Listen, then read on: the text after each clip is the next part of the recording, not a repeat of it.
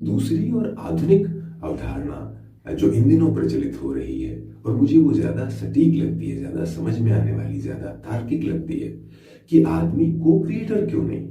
इस दुनिया में हम हैं तो दुनिया में हमारे होने का कुछ मतलब भी होना चाहिए। जैसी दुनिया हमने उत्तराधिकार में पाई वो ठीक, उसमें अच्छा बुरा दोनों ही हमें मिला, यह भी सच है।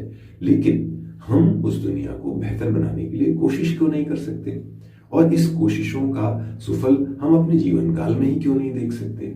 बहुत सारे उदाहरण हैं, आप पूरी पृथ्वी में देखिए, अनेक देश मिलेंगे, कहीं बहुत गंदगी है और कहीं बहुत स्वच्छता है। तो ऐसा कैसे हो गया। हमारे अपने देश का उदाहरण लें तो ये बीच की स्थिति या एक अनोखी बात आपको दिखाई पड़ेगी कि स्वच्छता पे भारतीय लोग आमतौर पे बहुत ध्यान नहीं देते थे, लेकिन एक मुहिम चलाई, सरकार ने मदद की, एक मनोभाव बना और उस पर एम्फेसिस किया गया, ऊर्जा लगाई गई, ध्यान दिया गया, तो मोर और लेस एक बेहतर बात पैदा हुई, स्वच्छता के प्रति लोग जागरूक हुए, और 100% अगर निदान नहीं भी हुआ तो एक बड़ा और सिग्निफिकेंट फर्क पड़ा कि आम भारतीय स्वच्छता के प्रति अवेयर हुआ और देश में स्वच्छता दिखने लगी। तो एक न्यूनतम समय में यह हो गया अगर, तो फिर ये आदमी के किए समाज बदला। और इस तरह आप देख सकते हैं कि जिन राष्ट्रों में, जिन देशों में डेमोक्रेसी को लेकर लोग सजग हैं, डेमोक्रेसी को बचाने के लिए लोगों ने लगातार आंदोलन करे हैं, लगातार उसके संरक्षण की वो चिंता करते हैं, उन देशों में डेमोक्रेसी बहुत अच्छे से संरक्षित भी है। लेकिन इसके बरक्स दुनिया में दूसरे देश भी हैं जहां बरसों से डिक्टेटरशिप है, और डिक्टेटरशिप जाने का नाम ही नहीं लेती। एक के बाद एक तख्ता पलट होते हैं, लेकिन एक डिक्टेटर के बाद कोई दूसरा डिक्टेटर आकर अपना मंच संभाल लेता है, और वो डिक्टेटरशिप ही परंपरा में चली आ रही है। लोग बदलना शायद भूल गए हैं, या डिक्टेटर जो चाहता है कि लोगों को बताए कि वो बेबस है, उस बेबसी को लोगों ने स्वीकार कर लिया। क्योंकि इसके अतिरिक्त भी उदाहरण है, लोगों ने अपनी बेबसी को नहीं स्वीकारा है, विषमतम परिस्थितियों में भी नहीं स्वीकारा है, और विद्रोह किया है, और समाज बदला है। धर्मवीर भारतीय की लिखी हुई लाइन है, मुझे बड़ी प्रिय है। वो अंधा युग में कृष्ण के लिए कहते हैं, पता नहीं प्रभु था कि नहीं, लेकिन उस दिन हुआ यह निर्धारित कि जब जब मनुष्य ने अनासक्त होकर इतिहास को चुनौती दी है, नक्षत्रों ने अपनी दिशा बदली है, मानव नियति नहीं है पूर्व निर्धारित, मनुष्य के कर्म उसे बनाते या बिगाड़ते हैं।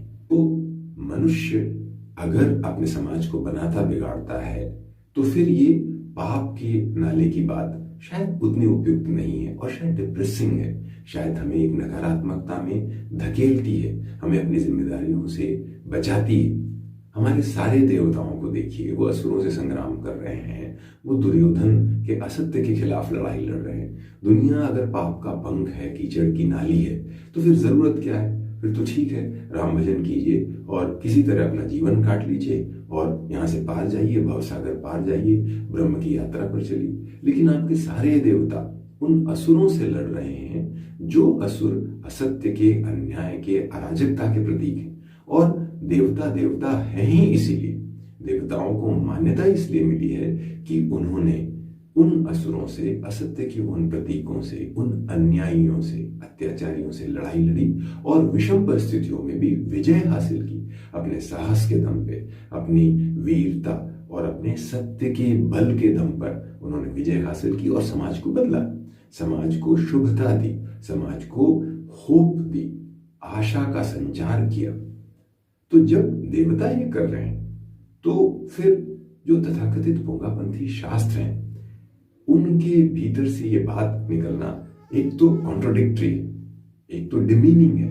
आम आदमी इसमें बौने से भी छोटा हो जाता है, और या तो वो किसी तथाकथित देवता का इंतजार करे जो एक खास समय पर, जब बहुत ही ज्यादा पाप भर जाएगा इस दुनिया में, तब उस मनुष्य का उद्धार करने के लिए दुनिया में अवतरित होगा। और इस मनुष्य का उद्धार तो कोई देवता ही कर सकता है, कोई पैगंबर ही कर सकता है, कोई मसीहा आएगा तभी उद्धार होगा।